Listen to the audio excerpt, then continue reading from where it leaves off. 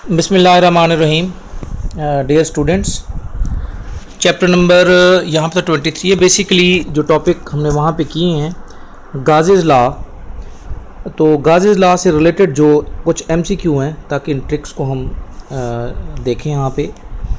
तो उसमें first of all जो फर्स्ट है उसको देखें आप जी। टोटल चार्ज गिवन है और ये रेडियस है, यानी आप ऐसे समझ लें कि ये रेडियस हो गया। टोटल चार्ज गिवन है।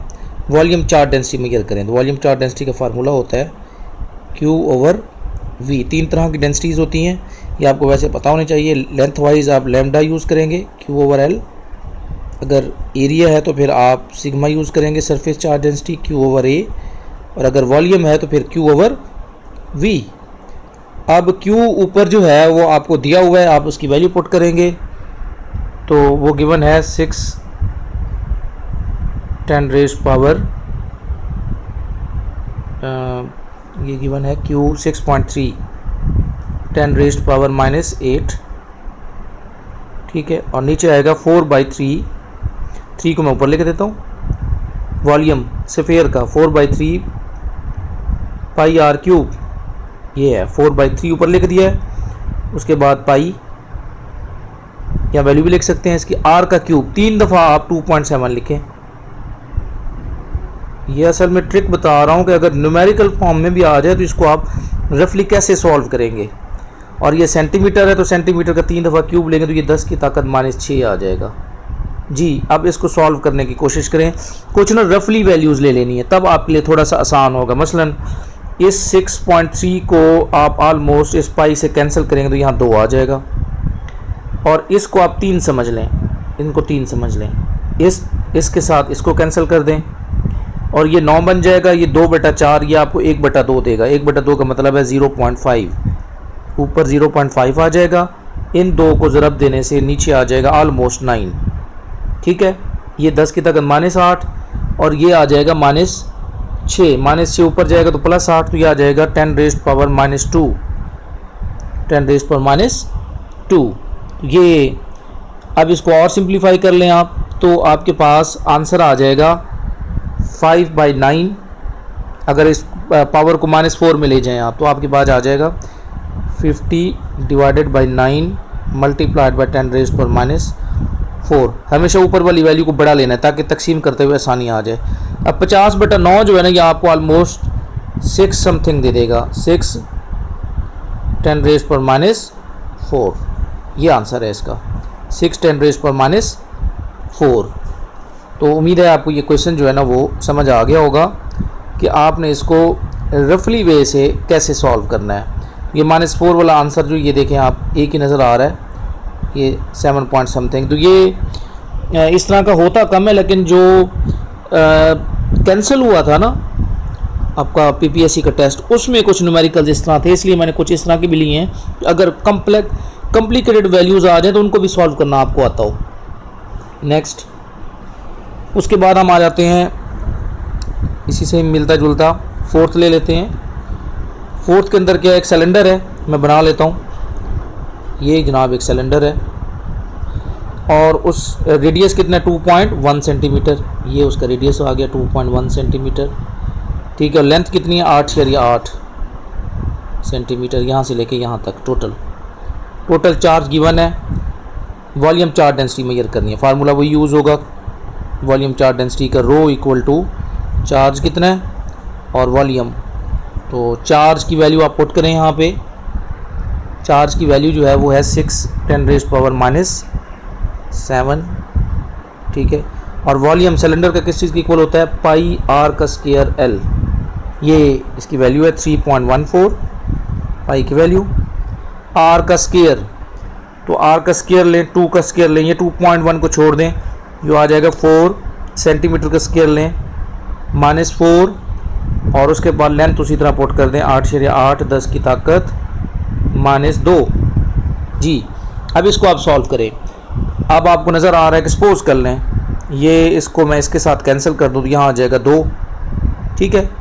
और इसको अगर मैं यहाँ से करूँ तो यहाँ आ जाएगा 2, और इसको मैं 9 काउंट कर लूँ तो 9 को 2 से ज़रब दें तो 18 आ जाएगा। ये -2 और -4, -6 बनेगा। ऊपर जाके ये कैंसिल होंगे तो आपके पास वैल्यू आ जाएगी 1/18, 10 की ताकत -1, ये चीज़ आ गई है।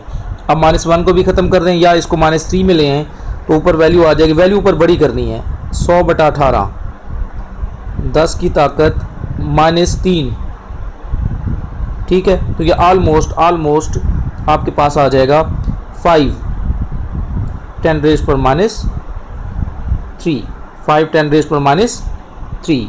ये देख लें, मैंने फिर उसी ट्रिक के थ्रू जो है ना, विदाउट, हालांकि कॉम्प्लिकेटेड वैल्यूज़ थी, लेकिन मैंने वैल्यूज़ को होल वे से लेके इसको सॉल्व करने की कोशिश की है। यह आपका 1 मिनट से ज़्यादा ले सकता है, लेकिन ऐसा कोई क्वेश्चन होगा, सारे नहीं होंगे जी। नेक्स्ट पे चलते हैं। नेक्स्ट है, सपोज कर लें ये छठा है। अब यहाँ फ्लक्स की बात हो रही है, तो फ्लक्स का कंसेप्ट जो है ना वो तो आप टॉपिक में लेंगे, लेकिन मैं जनरल बता देता हूँ। EA cos थीटा, ठीक है। यानी कहीं पे भी आपने ये देखना है कि अगर मैक्सिमम फ्लक्स देखना है तो E और A दोनों पैरेलल होने चाहिए। मसलन E भी उधर हो, और अगर एरिया गिवन है तो उसका एरिया वेक्टर जो है ना वो ये दोनों पैरेलल होंगे तो मैक्सिमम फ्लक्स मिलेगा, वरना आप एंगल देखेंगे। अब यहाँ पे ये एक वेक्टर गिवन है, इलेक्ट्रिक फील्ड स्पेस में है, ये इसका एरिया है। YZ प्लेन पे उसने पूछा, YZ प्लेन का मतलब है X कंपोनेंट आप जस्ट लेंगे ये वाला, क्योंकि YZ प्लेन ये और ये एरिया और ये X कंपोनेंट। 24 को 2 से ज़रब दें तो कितना आ जाएगा, 48 नैनोमीटर स्क्वायर। ये डायरेक्ट आप करेंगे इसको जी। नेक्स्ट, उसके बाद आप सपोज कर लें, ये कुछ वैल्यू वाला भी ले लेते हैं ताकि इसकी भी आपको समझ हो। Charge particle is place at the centre of spherical Gaussian surface. ये मैं एक स्फेरिकल गाशियन सरफेस बना रहा हूँ, ये इमेजिनरी सरफेस है। Charge particle is place at the centre, यहाँ पे चार्ज पार्टिकल मौजूद है। The electric flux is changed if the sphere is replaced by a cube. उससे कोई फ़र्क नहीं पड़ेगा, चाहे आप क्यूब भी बना लें। Is replaced by a cube of 1/10 of the volume, उसका वॉल्यूम कम कर दें, यानी ये मैंने क्यूब बना लिया, या इसका फिर मैंने वॉल्यूम कम कर दिया, वहीं पे मौजूद है। क्योंकि चार्ज अब भी सेंटर पे है, इसलिए बाहर वाली शेप चेंज करने से कोई फ़र्क नहीं पड़ेगा। The point charge is moved of centre but still inside the origin. अभी भी चार्ज अंदर मौजूद है, इसलिए नेट फ्लक्स एक साइड पे ज़्यादा एक साइड पे कम हो सकता है, लेकिन नेट फ्लक्स अभी भी वही आएगा। D, the point charge is moved to just outside the sphere. जी, जब आउटसाइड द स्फीयर बात करेंगे तो फिर फ्लक्स चेंज होगा, क्योंकि फ्लक्स जो है ना वो उसके लिए क्लोज सरफेस हो, सरफेस की शेप पे वो डिपेंड नहीं करता। असल में उसने यहाँ पे ये चीज़ बतानी थी, तो इसलिए ऑप्शन क्या आएगा, D.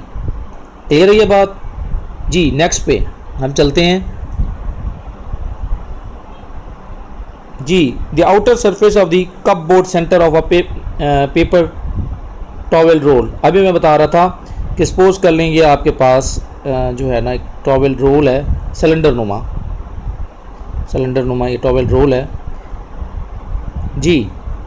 Can not be Gaussian surface because it not a close surface. याद रखिएगा गाशियन सरफेस के लिए, ये मेरा एक लेक्चर भी है, आप उसमें देख सकते हैं कि मेन कंडीशंस क्या हैं।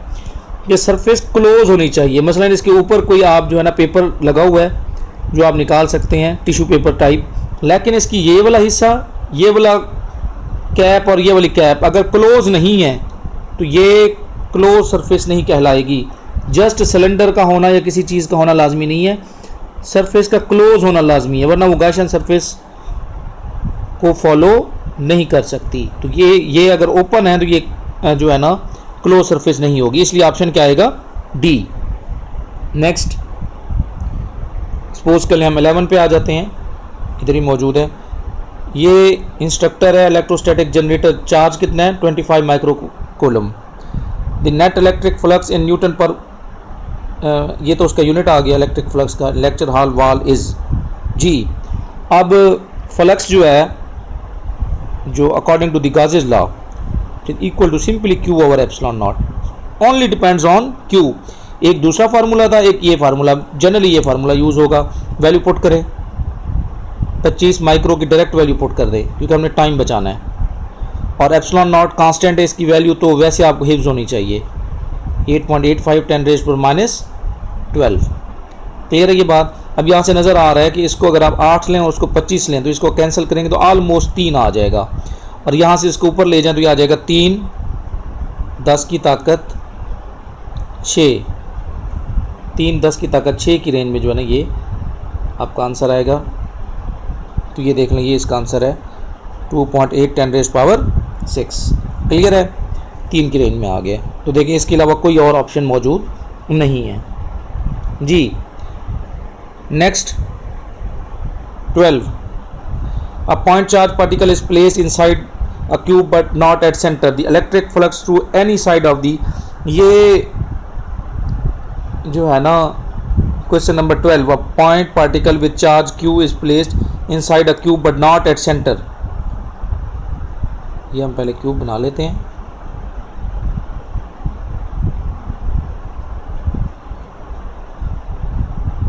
चलें, ये क्यूब बन गया ऑलमोस्ट जी। अब इसमें याद रखिएगा कि गाजेस लॉ जो है इसकी कुछ लिमिटेशंस भी हैं। अगर आपका चार्ज सेंटर पे नहीं है, अगर सेंटर पे होता फिर तो हर साइड पे 6 साइड्स हैं, हर हिस्से में से छठा हिस्सा जो है ना टोटल का टोटल चार्ज होता है, टोटल जो इलेक्ट्रिक फ्लक्स है वो गाजेस लॉ के फार्मूले के हिसाब से Q/ε0 है। लेकिन अगर वो सेंटर पे नहीं है तो फिर आप इसको कैलकुलेट यहाँ से नहीं कर सकते, तो ये लिमिट है गाजेस लॉ की, इसको आपने याद रखना है जी। नेक्स्ट 13, पार्टिकल 5 माइक्रोकूलम में placed at the corner of a cube, total electric flux कितना है through all the sides of the cube. क्योंकि ऑल साइड्स की बात हो रही है तो इसलिए आप नेट मेजर कर सकते हैं। नेट मेजर करने का वही फार्मूला है, electric flux equal to Q/ε0। ठीक है, वही सेम उसी तरह का क्वेश्चन है जो पहले था। तो वैल्यू कितनी है 5 10 की ताकत -6 डिवाइडेड बाई, अब वो 8.85 को आप 9 ले लें ताकि आपको सॉल्व करने में थोड़ी सी आसानी हो। ये इसीलिए मैं ट्रिक बता रहा हूँ ताकि आप इस तरह की वैल्यूज़ को जल्दी सॉल्व कर सकें। आप ये आ रहा है 10 की ताकत 5/9 को 50/9 कर लें ताकि आपको ऊपर वाली वैल्यू बड़ी लेनी है जब आपने विदाउट कैलकुलेटर सॉल्व करना हो, और इधर से आ जाएगा 10 की ताकत 5। ठीक है, 5 आ रहा था ना, तो यहाँ से अगर आप सॉल्व करेंगे तो ये आएगा 10 की ताकत 6, ये ऊपर जाएगा तो मैंने 5 कर दिया क्योंकि मैंने 5 को 50 करना था। अब 50/9 आपको नज़र आ रहा है कि ये 5.6 10⁻5। इसके अलावा कोई और भी ऑप्शन करीब करीब नहीं बन रही, इसलिए ये बेस्ट ऑप्शन है। इस तरीके से आप इसको सॉल्व करेंगे। 14 जी, सेंटर पे है इन इलेक्ट्रिक फ्लक्स थ्रू एनी, बहुत ही फेमस और ऑलमोस्ट तमाम स्टूडेंट्स को इसका पता ही है। मैं मुझे बार बार जो है ना ये बनाना पड़ गया है।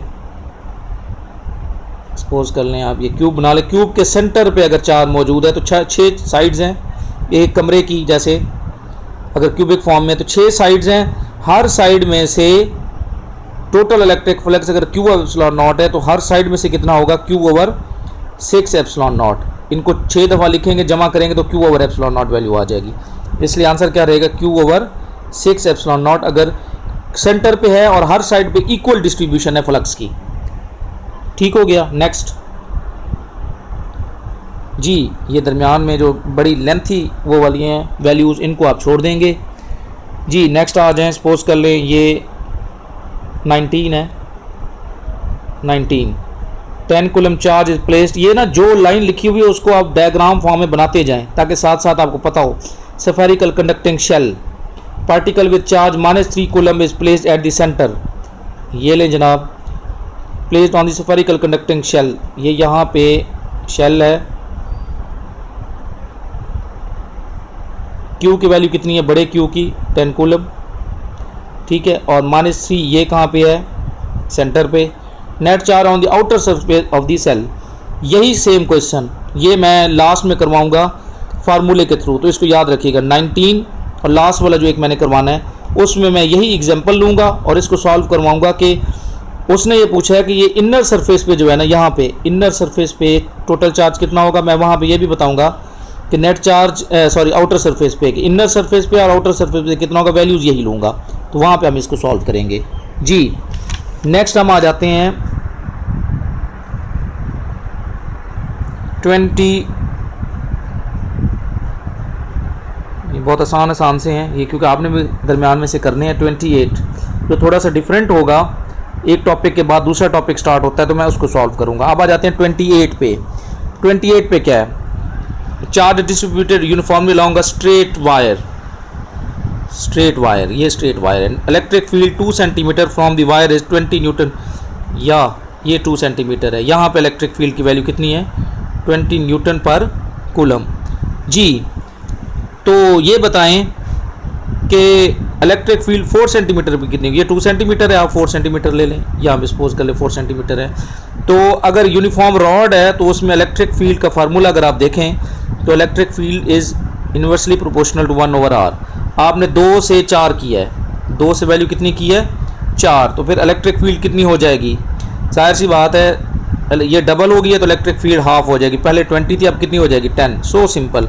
ये 10 सेकंड का है, कोई इसमें आपने सोल्यूशन नहीं करना, डायरेक्ट देख के आपने आंसर बताना है। जी नेक्स्ट, उसके बाद आ जाता है 33, इसी से मिलता जुलता है लेकिन आंसर और होगा। इन दोनों को याद रखना है, मैं इनमें कंपैरिजन भी बता देता हूँ। Distribution uniformly on the surface of large flat plate. अब प्लेट ले ली है आपने, ये प्लेट ले लिया आपने, infinite sheet of charge type, ये प्लेट ले लिया आपने, इस पे चार्ज मौजूद है। इलेक्ट्रिक फील्ड 2 सेंटीमीटर, उसी तरीके से 2 सेंटीमीटर पे इलेक्ट्रिक फील्ड है, ठीक है, और कितनी है, 30।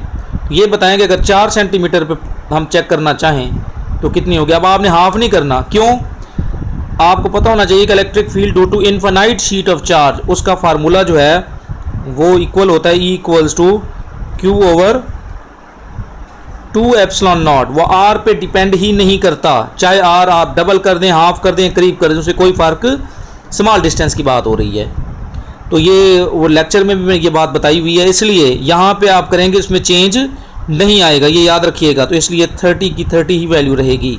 इन दोनों को कंपैरेटिवली आपने याद रखना है, ये पॉइंट नोट कर लें आप। जी नेक्स्ट, उसके बाद आ जाते हैं हम 38 पे। अब ये 38 वाला वही क्वेश्चन है जो ऊपर मैंने आपको एक छुड़वा दिया था, उसी को मैं यहाँ दोबारा सॉल्व करूँगा। यहाँ पे उसने कहा है कि नेट चार्ज है Q has charge, spherical conducting shell है। जी नेट चार्ज कितना है, Q, और ये सेंटर में जो है ना वो स्मॉल q है। जी और उसके बाद वो कह रहा है कि ये बताएं कि charge on the outer surface, on the inner surface और आउटर सरफेस क्या होगा। उसने देखें डी में, ये करवाऊंगा तो टॉपिक में, लेकिन आपने ये वैल्यू याद रखनी है। इसका मतलब क्या हुआ, इसका मतलब ये हुआ कि अगर यहाँ पे Q है और यहाँ पे बड़ा Q है तो इनर सरफेस पे वैल्यू रहेगी -Q, और आउटर सरफेस पे वैल्यू जो है वो रहेगी Q+Q। ये याद रखना है आपने। अगेन सुन लें, सेंटर पे अगर स्मॉल q है, बाहर ये जो शेल बाहर वाला है इस पर कितना q है, तो इनर सरफेस पे कितनी वैल्यू रहेगी, -Q, और आउटर सरफेस पे Q+Q। अब ये वैल्यू से हम अंडरस्टैंड करने की कोशिश करते हैं इस क्वेश्चन को। जी सपोज कर लें कि आपके पास, ये वही एग्जांपल दोबारा ले रहा हूँ, आपका बाहर जो बड़ा q है उसकी वैल्यू है 7 और जो सेंटर पे है वो 3। अब ये बताओ यहाँ पे वैल्यू कितनी होगी, इनर सरफेस पे और आउटर सरफेस पे। इस फार्मूले को देख लें आप, तो इनर सरफेस पे वैल्यू कितनी होगी, अगर यहाँ 3 है तो यहाँ कितनी वैल्यू बनेगी, -3, और यहाँ कितनी बनेगी, Q+Q, 7 + 3 10, -3 इनर सरफेस और आउटर सरफेस के लिए कितनी बनेगी, 10। ये डायरेक्ट फार्मूला आपने याद रखना है। उम्मीद है कि ये तमाम क्वेश्चन शॉर्ट टाइम में कैसे सॉल्व करने हैं गासेस लॉ के, वो मैंने आपको डिटेल के साथ बताया है। यहाँ पे मैंने कुछ वैल्यूज़ भी ली थी कि वैल्यूज़ को कैसे सॉल्व किया जाता है। तो उम्मीद है कि ये सारे कंसेप्ट गासेस लॉ से रिलेटेड किसी भी तरह का क्वेश्चन आ जाए तो वो आप इजीली जो है ना वो अटेम्प्ट कर सकते हैं। ओके, अल्लाह हाफिज़।